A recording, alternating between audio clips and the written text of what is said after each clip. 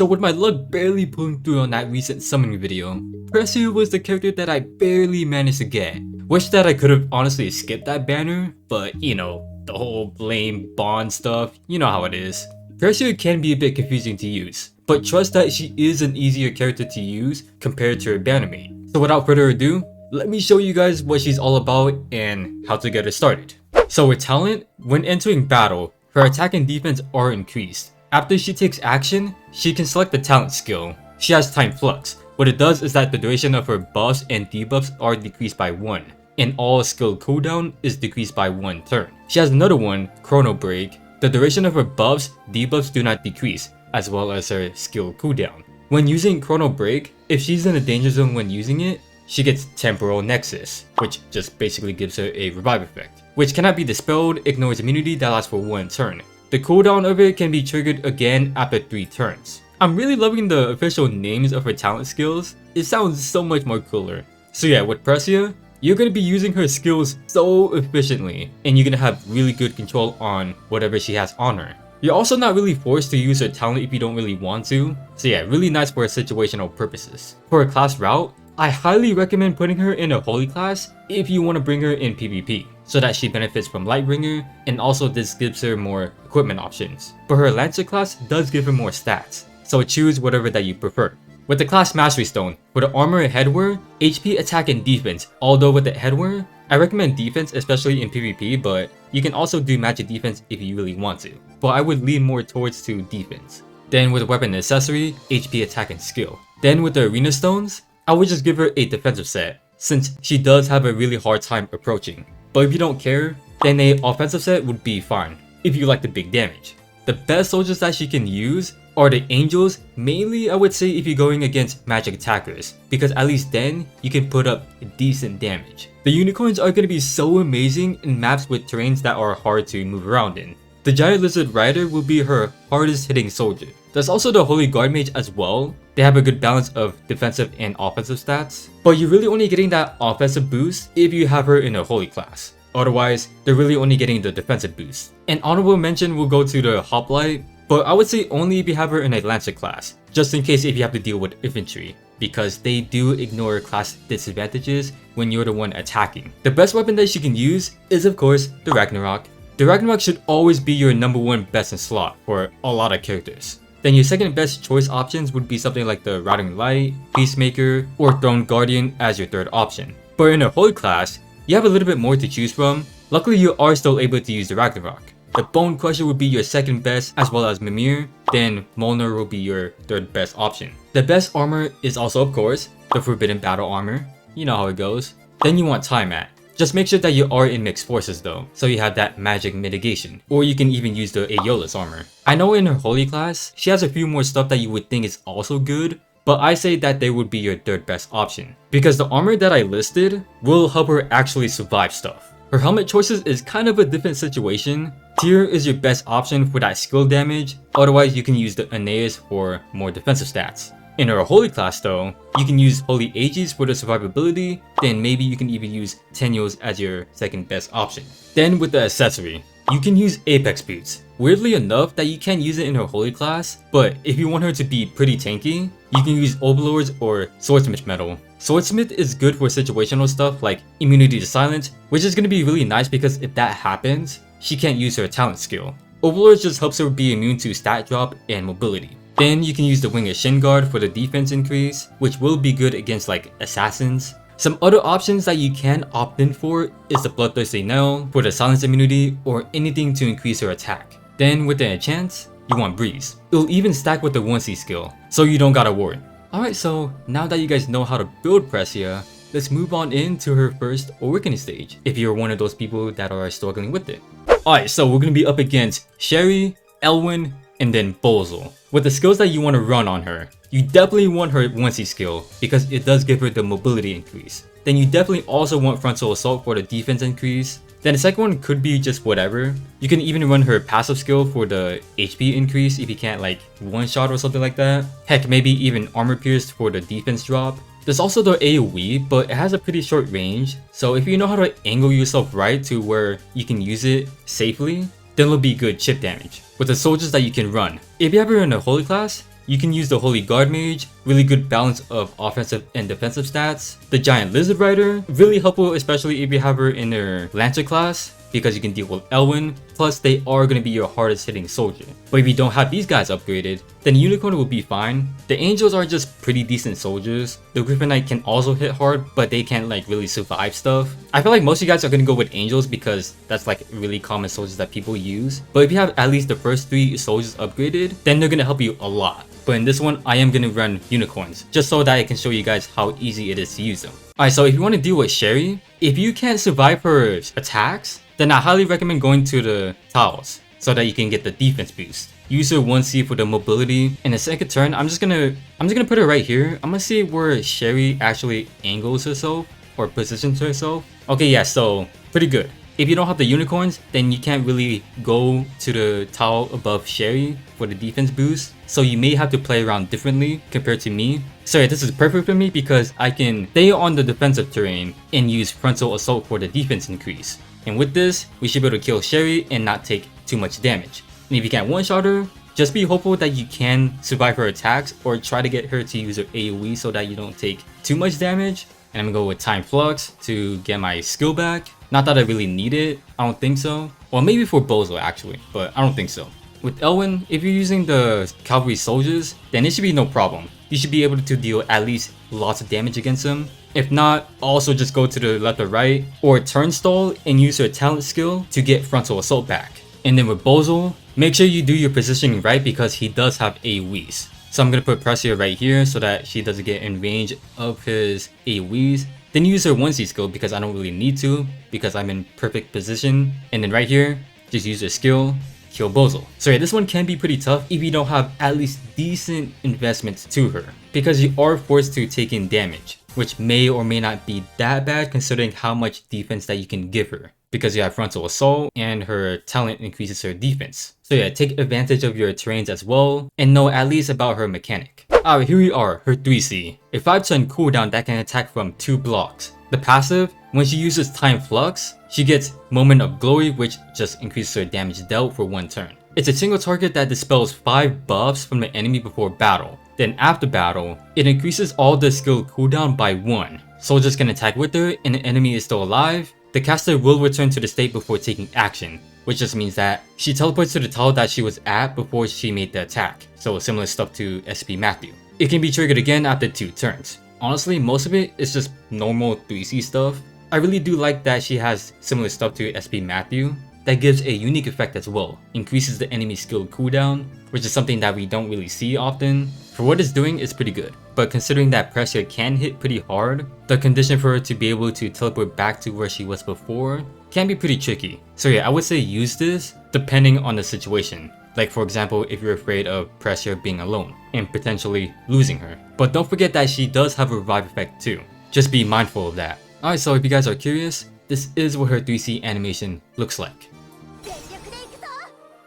Alright, so if you guys don't know what goes on around here, for the second awakening stages, I don't normally do them unless they're difficult to do, which in this case is not. Only in rare circumstances does that ever happen, because it mainly just points to you get 3 characters that you can control and they're enough to carry you. So yeah, anyways, let's jump right into her showcase. Alright, so if you want to understand Precia, when entering battle her attack and defense are increased, and after she ends her turn, she can choose one of 2 skills. One of them is called Time Flux. The duration of her buffs and debuffs are decreased by 1, and all skill cooldowns are decreased by 1 turn. In the second one, Chrono Break, the duration of her current buffs and debuffs do not decrease, as well as her skill cooldown. And also, whenever she casts Chrono Break, if she's in a danger zone when using it, she gets Temporal Nexus, which gives her a revive effect that cannot be dispelled, ignores immunity that lasts for 1 turn, and the cooldown of it can be triggered again after 3 turns. So when you end Precia's turn, you can see that she can choose one of 2 skills. Now you really want to use these depending on the situation that you're in. So you really want to think about it before you even use it. Her unique 1C is really amazing, though the cooldown of it does really suck. It's an active skill that she can use it on her allies. After using a damage dealing skill, the cooldown of it is reduced by 3, while also giving her a mobility plus 2 for 2 turns. And also if she uses it on Roland, both her and Roland gets an extra buff. But to be honest, you might not even use Roland with her at all. Even though it does say that she can use it on an ally, she can even use it on herself. And there's one trick about it that I'm gonna show you. So after using her 1C, that's the only buff that she gets, right? And if we use Time Flux, it decreases the cooldown of her buffs and debuffs, while also decreasing her skill cooldown. But if we go ahead and use Time Flux right here, her mobility doesn't go down. Look at that, we got Breeze to activate, and you can see that it's still 2 turns rather than 1. And we got an extra buff from the 3C passive. So really nice. So yeah, a neat trick that you guys should be aware of. And look at that, her 1C, instead of being 4 turns, she now has to wait 3 turns. As for the actual skill itself, you can see that this has no turn duration. So yeah, this thing is permanent until you actually use a damage dealing skill, then it'll go away. So yeah, I'm gonna have Rosalia attack, and afterwards, it should do like a little pop-up after ending her turn. So once that happens, there we go. And now you can see her 3C, rather than being 5 turns, it's now 2 turn cooldown. That is so disgustingly good with how there's no turn duration on it. And the key word on her 1C skill is damage dealing skill. So you know what that means. As long as you do any kind of real damage. So I'm gonna AoE with Angelina right here, and the skill cooldown should be applied. So yeah, see, look at that. Really good. Really amazing stuff. And then most likely on her second turn, you are gonna be using Chrono Break, which allows her to keep the duration of her buffs and even debuffs as well. And also her skill cooldown does not decrease, while also giving her a revive effect. So we go ahead and use it. So right here, Temporal Nexus, and it tells you the description. But you can also see that it's still on a 3 turn cooldown, but she gets to keep the duration of her buffs. So yeah, really good, combine that with her mobility. But yeah, make sure that you are in the danger zone when using it if you want to get that revive effect. Oh yeah, if you guys are wondering as well if her Time Flux skill can apply with the revive effect, well, let's see then. So we go ahead and use Time Flux right now. Let's see if it works. No, actually. I was actually hoping that it would, but it doesn't. But yeah, I guess it just doesn't apply to it. But even then, it's not like you always have to use it. And the last thing about it is that you may think that you can exploit it using her with the Crush or something like that for the skill cooldown, you know, to use her same talent effect again. That is actually not true. For some reason, that is not a thing that you can do with her. So rewind it with Sophia, and then I'm gonna end Precia's turn. And then you can see that it's still on a 1 turn cooldown with the Chrono Break. So yeah, they really do not want it to be exploited. And then with the unique 2C, for each enemy skill on cooldown, the more damage that the skill does. After battle, applies after taking action, the duration of all buffs is reduced by 1 extra turn. That cannot be dispelled. So right now, the Aniki does have 2 of his skills being on cooldown, so this should be like a 20% damage increase. So if I go ahead and attack him, let's see how much damage that it does on him. So 34k. And so with one of his skills being on cooldown, it should be a 10% damage increase with the unique 2C. So if we go ahead and use our 2C again, with that 10% damage increase, it should be a little bit less. Yeah, 32k. And the debuff against the clock, the taking action, the duration of all buffs is reduced by 1 turn. So we're gonna take things into the dragon stage because I do want to show off the other part of our 3C to show you guys how it looks like because I can't really do it in the Aniki stage. So right now the dragon does have a buff that lasts for 13 turns. So I'm gonna go ahead and use Precia's 2C.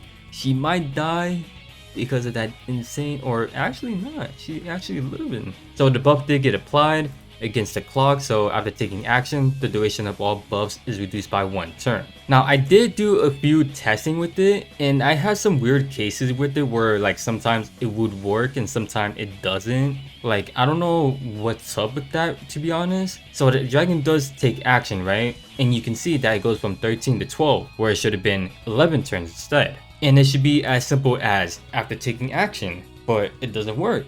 And I could never truly figure it out. But judging from the description, I'm sure that you guys can get a rundown on how it works. It's simply as the enemy's buff decreases by an extra turn. That's all it's doing.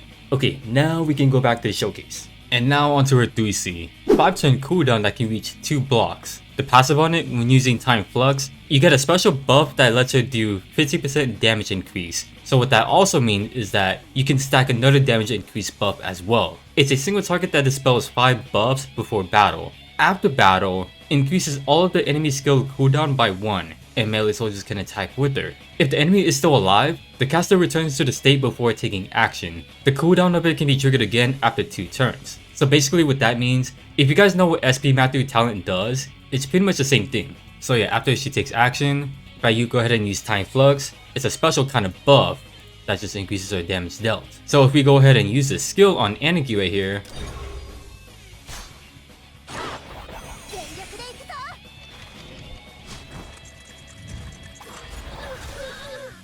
pretty nice. I really like that animation that it does. The Aniki's buff did get dispelled, and if you take a look at his skill, so before it was 3 and 1, now it's 4 and 2. So yeah, it's gonna be really good on enemy bosses, and heck, maybe even on the opponent's tank, so that they take a bit longer to faction buff and use the guard skill. And it applies right away too, so that's another good thing about it. And I'm gonna show you guys again that it's very similar to SP Matthews' talent. SP Matthews' skills was able to be on cooldown whenever he teleports back, even his health as well. So we'll go ahead, Precia does that, she gets her health back, and if we check again, her 3C comes back as well. And if we check her buffs, this thing has a 2-turn cooldown. And funny enough, not even using her 1C buff as well. So yeah, really nice. A really safe skill to use, unless you get a kill with it. Then she's just gonna be left stranded. So overall, Precia's talent is one thing that may be quite confusing to use, so I recommend doing some practicing to understand her main mechanic, because this thing is sort of like a double-edged sword with no like real risk involved, because you're essentially doing one thing that benefits her in exchange to risk something else, which affects what she has on her. So being able to really understand that will do you wonders. Precia is a really strong single target physical attacker that can be physically tanky, who can easily maintain her buffs and easily refresh her skills. Even so, most of her preferred skills have a long cooldown, and you might not even want to use Time Flux so often for that skill cooldown because she'll lose her buffs faster. So most of the time, you'll be using Chrono Break to maintain her mobility to allow that reach potential in the neutral game. Her 1C is amazing, having a -3 cooldown that can apply even to her allies that even works with AoEs while giving her a mobility increase. It's a unique buff too, so she can stack Breeze on top of that as well. Her unique 2C is alright, but I'm still unsure about how to really activate it,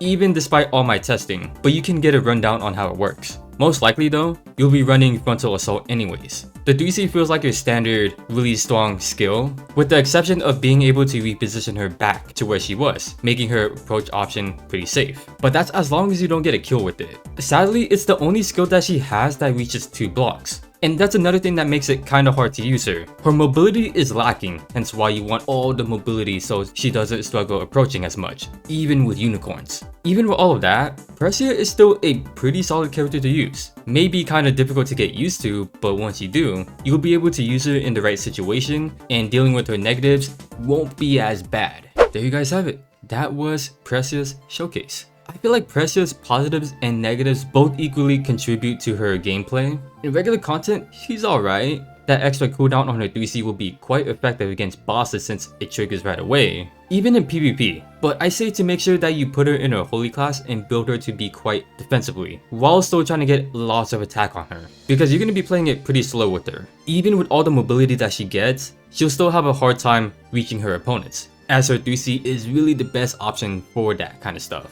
But the way how they handle the 3C is more like a safe option, so it's more like a hit and run, because if she kills, she can't go back to where she was before. And to remind you guys again, that her talent is still kinda like a double-edged sword, but it's not like you have to use it all the time, only when you really need to. But that's all I got for you guys. If you guys did enjoy this video, feel free to leave a like and subscribe if you want to see more, and let me know down in the comments how you guys feel about Precia and if there was anything that I missed. And so yeah, thanks for watching.